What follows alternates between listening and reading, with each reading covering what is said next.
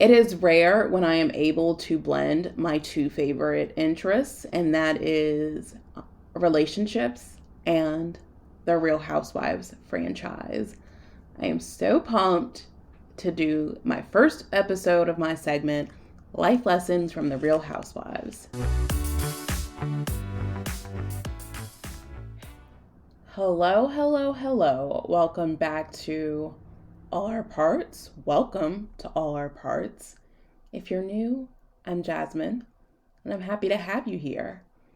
So, like I said in the intro, today I am discussing an aspect of Real Housewives that I can very deeply relate to, and also connected to how I know it's reality TV, but I've always been so obsessed and fascinated with watching other people interact with one another. I think as an only child, it helped me understand dynamics a bit better, learn how to engage with people, how not to engage with people. And while a lot of Real Housewives can sometimes be dramatized, there also is a lot of depth in some of the episodes. And there are, at the end of the day, they're real people.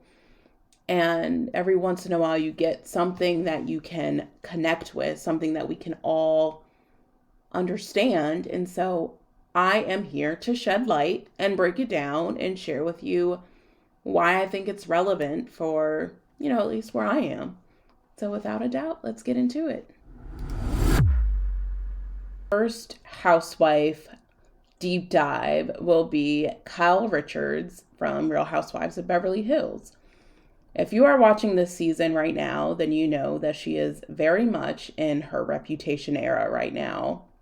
She is reclaiming her voice. She is reclaiming her time in a lot of ways, and she's evaluating the relationships that she has had in her life, both past and present.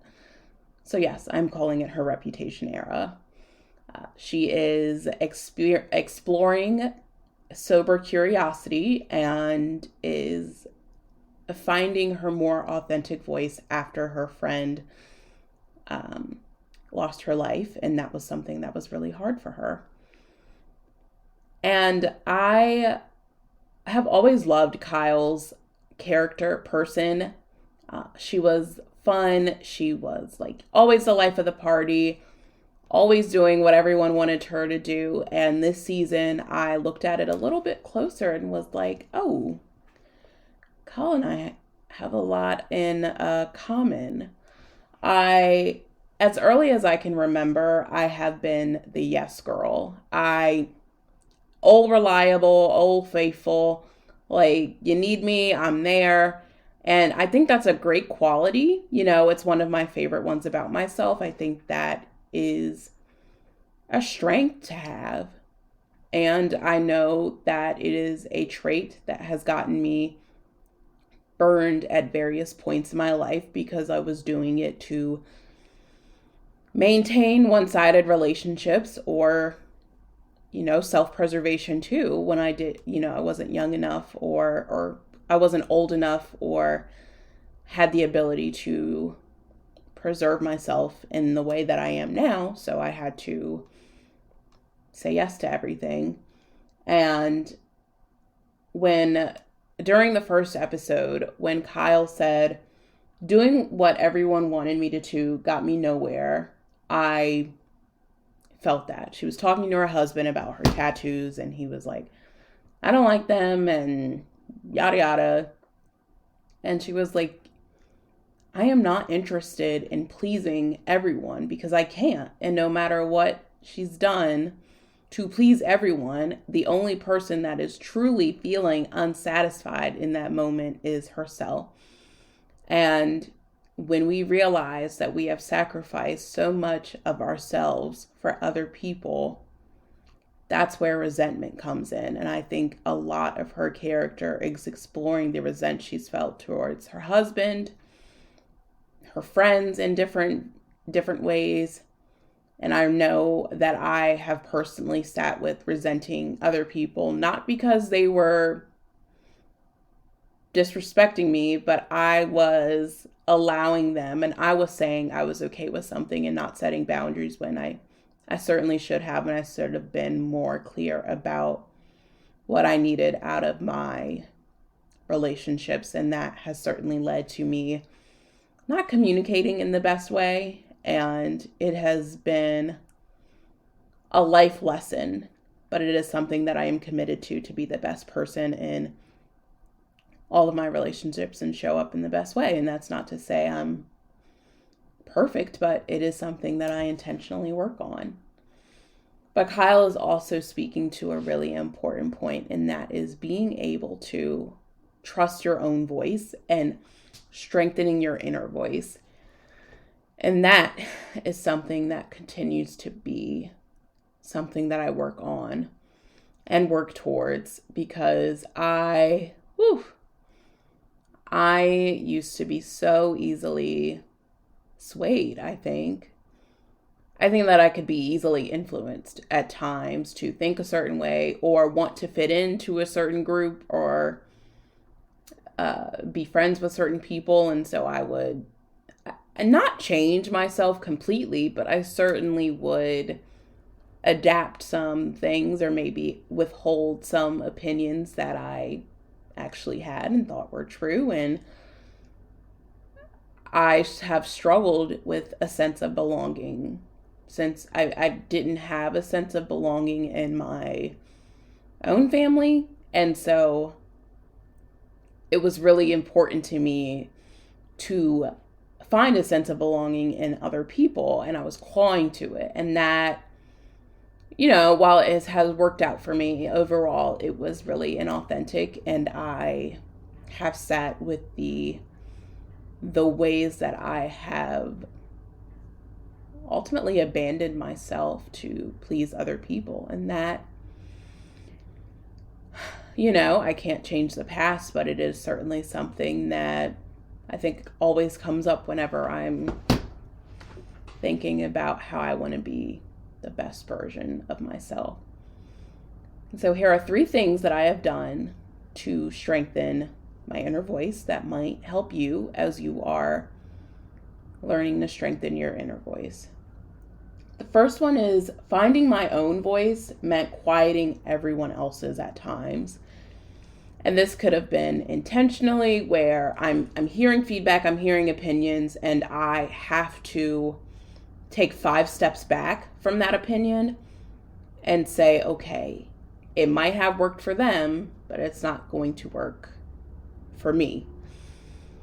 And that is easier said than done, because of course we have people in our lives who want to protect us, who want the best for us, who see the other side of something, or they see the other side of something that they experienced, and they can sometimes project, and we might have a lot of respect for them. We might admire them. We might, think their opinion is a law. But at the end of the day, your opinion is your law. And as long as you are not doing harm to anyone, doing harm to yourself, you have a right to allow your voice to be the loudest voice that you listen to, that drives you to make your choices. The second part was learning to trust my inner voice meant acknowledging the ways that I have either consciously or subconsciously sabotaged something out of fear or low self-worth. Fear is powerful, and it is extremely powerful when you are not confident. And I have stopped myself so many times from making a choice out of fear of losing a person, out of fear of not being perceived as perfect, or the person that has it all together, or the person that can handle it. I have always been the strong friend, the there for you friend, and I will say it has only been in the last couple of years where I have allowed myself to be the strong friend and the friend that needs support, the person that needs other shoulders to lean on, the person that does not want to be resilient and is not wearing strength as a badge of honor anymore. And it has been a tough pill to swallow, but a lot of times the reason why I may have not felt supported sometimes is because I wasn't allowing myself to be supported. I was saying, I got it, I got it, I got it.